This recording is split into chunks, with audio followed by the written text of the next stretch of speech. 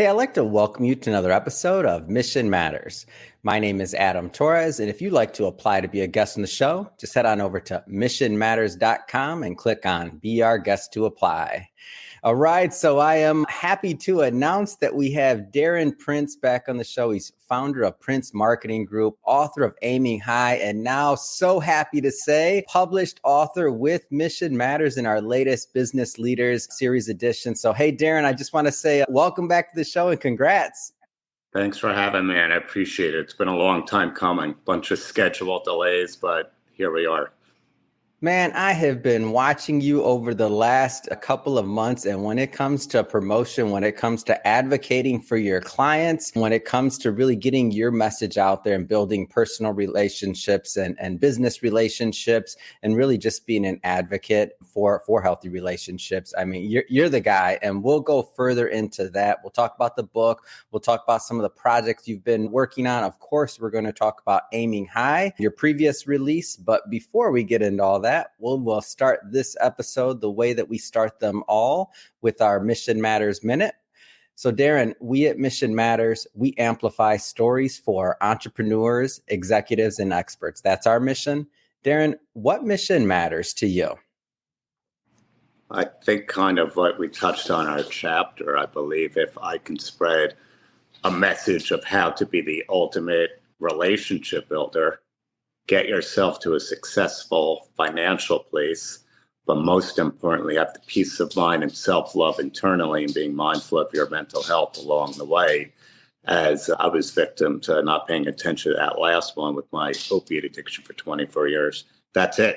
And now my biggest mission is being a service to others and helping pay it forward, not just in my personal life, but professionally.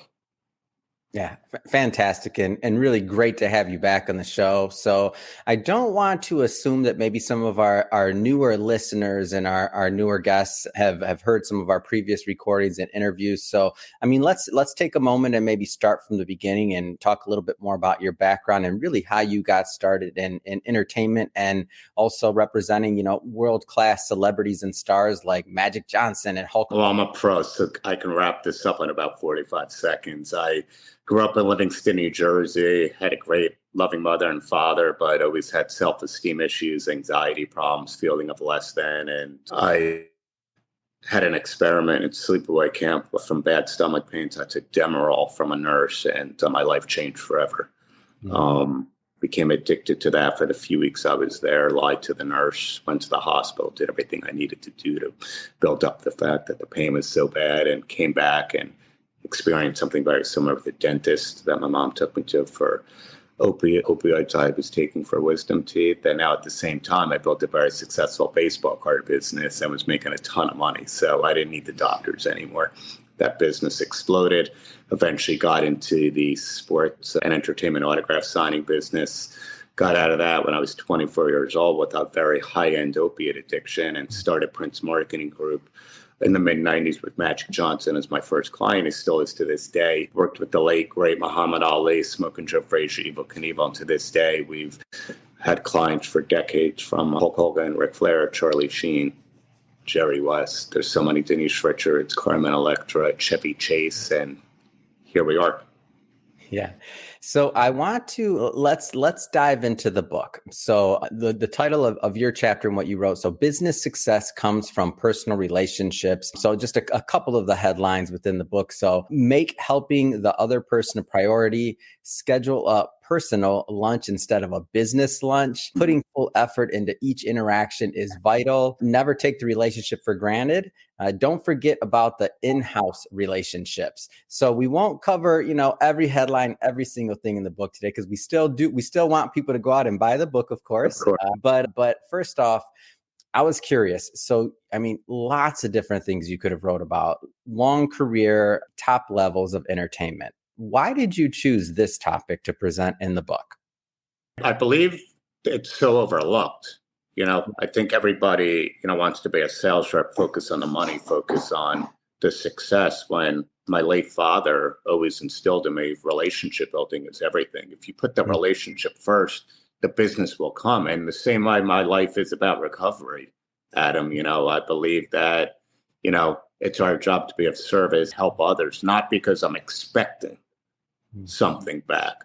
But I just know it just manifests that way. And it's the same way in business. Nobody spends enough time finding out their birthday, their background, their significant others, their special hobbies and interests. And that's been the key to my success for close to 30 years. And, people often say I'm one of the most connected, agents in the industry. And it's got nothing to do with the business side. I think it's because I care. Any client of mine will tell you that 99% of our calls and when we meet up, it's about life. I was at Hulk Hogan's house last week in Tampa for 2 hours. And if he was on the phone right now, ask him if we brought up one thing about business. Nothing. No business whatsoever. So there'll be people that watch this and they'll say, and this happens often, they'll say, well, that's Darren. And that is, of course, he's working with Hulk Hogan, or he's working with Chevy Chase. He's working with these top celebrities and stars. So of course, but me, I'm a financial advisor, or I'm a lawyer, or I'm this, or I'm that. Like, does what you're saying in those tools and those practices, like, does that translate into, let's just say, a traditional business? 100%. If anything, mine's 100 times harder. How do you penetrate a global celebrities with a personal relationship that's been screwed over, and they've all got their horrendous experiences they've been through? I mean, if I could do it at this level, any sales rep, any position, lawyers, doctors, sales rep, investment banker, 100 times easier just following the basics that I talk about in Mission Matters.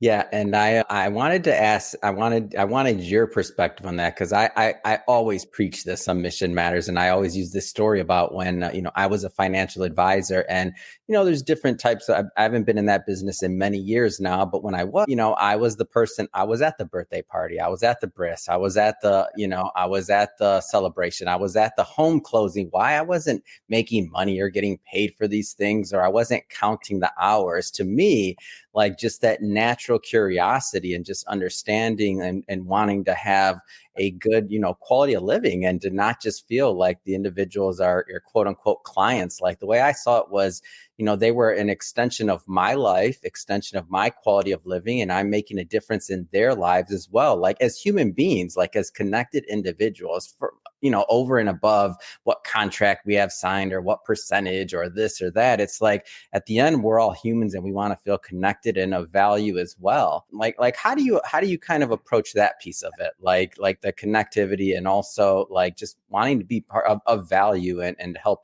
I think for me, it comes naturally. It might take a little bit of development for certain people, but you understand when you do that. Most importantly for me, that really gives you the ultimate self-confidence and the self-esteem that we're all, I think, looking for. It's not about the flashy cars and jewelry and houses. I think when you make it so personal and you actually care and make that the top priority, it just comes back to you. And just like you did, I did the same thing. I've been out of pocket for years and years and years, and I still do, to go to events, birthday parties, functions, holiday dinners, whatever it might be, not for any other reason than I want to continue to strengthen that personal bond. There's been times where going to events, functions, other businesses actually come out of it because I'm there more as a friend than a business associate. And I'm sure you could attest to the same thing.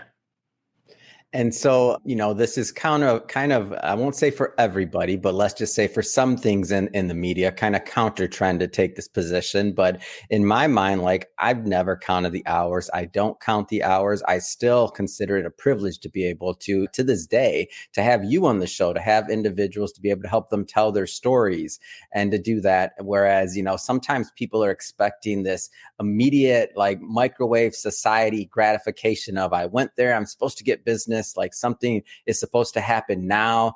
But I've very much taken the long approach in all of my relationships, whether it's media, whether it's when I was an advisor and anything else like that. It sounds to me like you're definitely in it for the long haul, and you take the long approach to building relationships, as evidenced by your 30-year plus relationships with many individuals. Can you speak on kind of just that concept? Because I feel like it's so counter trend to what we hear in the media and in news today. I mean, sometimes I hear the expression overnight success, and yeah.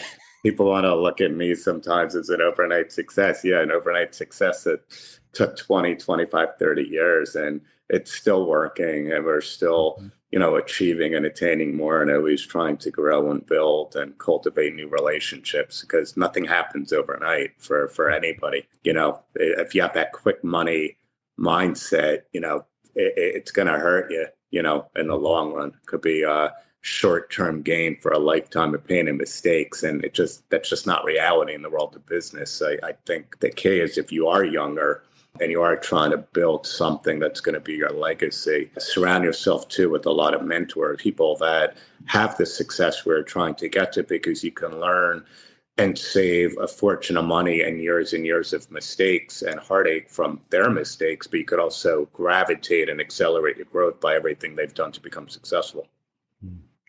Something else that you talk about in the book, so scheduling a personal lunch instead of a business lunch. I'll tell you, when I saw this the first time and I read it the first time, I smiled from ear to ear because I'm like, it's just one of those things that I feel like can make anybody stick out, because again, this is one of the things that to you it's basic and it's intuitive, but to most, when they read that, they'll kind of like do a double take, like, huh?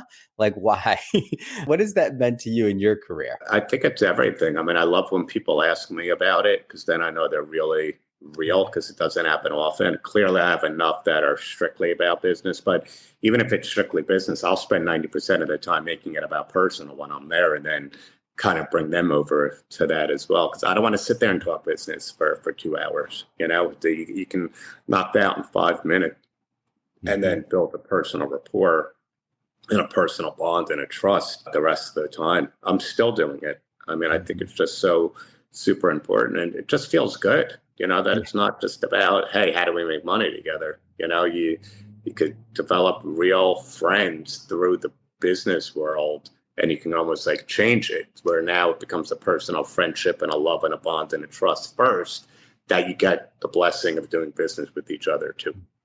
Yeah.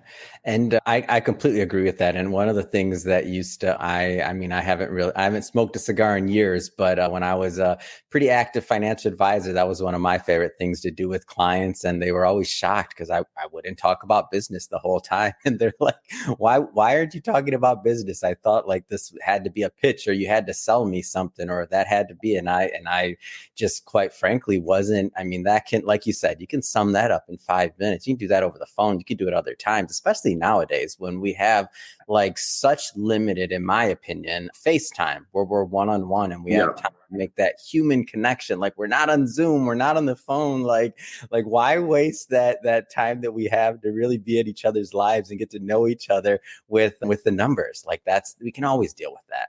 Exactly. Yeah. In-house relationships. So this is one, again, another, as I look through the themes of what you wrote and what you presented, like these are every single one, it's like counter to where I feel like many people are going. So in-house relationships, talk to me a little bit more about what that's meant to you in cultivating those and really keeping a clean shop. And I think that's key. Most people, that work with us, stay with us, forever. I make sure the environment is really chill. Everybody kind of knows what their role is. There's weeks and months and days that could be a little bit more crazy than others, and then others are chill. I believe in, giving people time off when they need it, because I know what it does for me. But, at the end of the day, I think it's so key to have the right team. But as we touched about a little bit in Mission Matters, and you and I have offline, I think when things are great, it's important to reiterate that things are great, or, take care of individuals when they're performing better. And I think when mistakes are made, there's ways to go about that. I'm not one of these drill sergeants that just, erupts. I might be disappointed in the moment, but I think there's also ways to give constructive criticism where, rather than, one of my agents or employees can get down and out, the conversation could end with them having a feeling of, oh, I know I can do better. Yeah.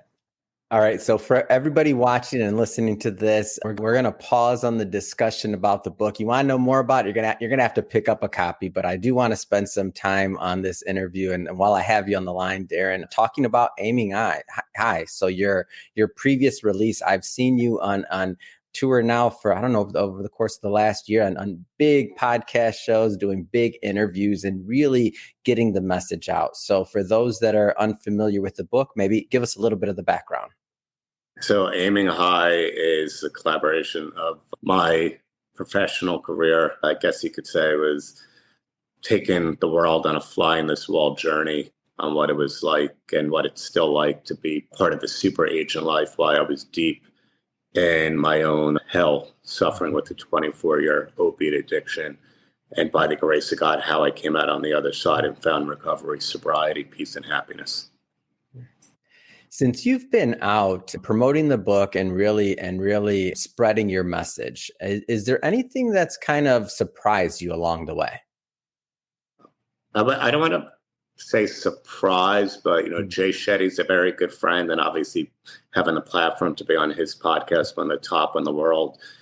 Him and I still send screenshots back and forth. That aired a year and a half ago, and the transparency and the vulnerability and the forthcomingness of individuals that saw that interview and were so impacted by it, and have either started going to 12-step meeting, therapy, have changed their life, not just from drug addiction and alcoholism. It's about mental health too, what they have to do to try to cure that depression, anxiety, whatever, feelings of self-doubt, self-worth. There was just so much identification for so many individuals around the world. And it's just the greatest feeling, to wake up one morning, get a DM or two on my Instagram or Facebook or website where somebody said, I know you don't know me, but I watch your interview once a week and it's changed my life, or it saved my brother's life or my sister's life or my mother's or my father's. It just, I wrote the book almost as a form of therapy to help some people and help change and save lives. I just didn't realize how much it would change mine in the process. So one of the things that I like to talk about pretty often, but I'm a publisher, right? So we sell books, we create media, we create marketing. And so I'm always trying to get individuals to go out there and to tell their story. And I don't, whether they're working with Mission Matters, whether they do it themselves, use another publisher, I don't care. The point is what you've just now described is, to me, is the power of story, and the way that us sharing our own insights into our lives can really help others and can really make a difference in their lives as well. Because what I've found over the course of doing this is that, some people are going to warm up to my voice. Some are going to warm up to your voice and your message. We're all in our own, path, in our own, let's just say, milestones or points in our life journeys. And those stories are so helpful to hear, to know that either we're not alone if we're going through some of the same things, or if we're maybe, getting out of some tough times and looking back to know hey, we can do it too. What would your message be for others that are maybe out there that have a story to share or something to tell, whether it's books, podcasts, doesn't matter, but the idea of sharing your story to help others? What would you tell to those that are out there that are considering it? I think it's almost like you have a responsibility. Not everybody believes in God. There's got to be a power greater than ourselves to come out of your own hell or adversity and turn your life around. I think it's a big being than all of ourselves that allowed us to get to that place. And it's not just for ourselves, it's to spread the message, to help others as well, that there is a way out of whatever that struggle that you dealt with was. Yeah, I agree with that. And in terms of, I want some of the professional opinion out there. So for the let's just say, you're not a Hulk Hogan, or you're not a worldwide celebrity. And you're a business owner or a business leader, and you're thinking about going to get your message out there, whether it's doing something like a podcast or book or otherwise. What kind of promo tips, or what are the tricks of the trade from your vantage point that people should consider doing to get on platforms and just to get their name out there? I think a lot of individuals sometimes, whatever it might be that they struggled with, especially in the corporate world, are afraid about judgment and the stigma. And, I didn't think twice about it. And fast forward, no pun intended, Magic Johnson wrote the foreword to Aiming. There's so many different groups that we have a Division II Prince Digital group that helps, first-time authors and, writers that want to help get their message out there. The ebook, printed book, we now, can do that for you guys as well. Public relations, because to me, that's what matters the most. If you've got a story that needs to be told, why not tell it? All that does, I didn't write Aiming High, Adam, to make money. Just by default, really took our business to another level, personal brand. Because of that, I wound up starting my own foundation, Aiming High Foundation, which 100% of the proceeds goes to scholarship people in need of mental health and substance abuse disorder. Well, Darren, I have to say it has been great having you on the show. I continue to be in your corner and to be a fan and to watch the promo, all the other efforts you're doing. I know we have some shows that we want to get you booked on as well to get the message of Aiming High out there, and also all the other things that you're working on. That being said, so if somebody is watching this or listening to this, Darren, and they want to connect with you and Prince Marketing Group, whether it's booking you on a show or talking about keynote events or other things like that, what's the best way for people to follow up? So my Instagram is @agent_DP. The business website is princemarketinggroup.com. I've got my personal website too, officialdarrenprince.com. And if anybody's listening that, it's near and dear, this opiate epidemic, drug addiction, and substance abuse, they can go to aiminghighfoundation.org, which is my 501c3, and any contributions would be greatly appreciated. Fantastic. And we'll put all that information into the show notes so that our audience And I've got a Facebook too, Darren Prince in Los Angeles. So if people are old school and they're not on Instagram, you can find me there. Awesome. And we'll put all the links and things like that into the show notes so that our audience can just click on them and head right on over and check out your content. And speaking of the audience, if this is your first time with Mission Matters or engaging in an episode, we're all about bringing on business owners, entrepreneurs, and executives and having them share their mission, the reason behind their mission, and really what drives them and motivates them to go out into the marketplace and make a difference. If that's the type of content that sounds interesting or fun or engaging to you, we welcome you. Hit that subscribe button because we have many more mission-based individuals coming up on the line and we don't want you to miss a thing. And Darren, really, it has been a pleasure. Thanks again for coming back on the show. Thanks, man. We'll talk to you soon.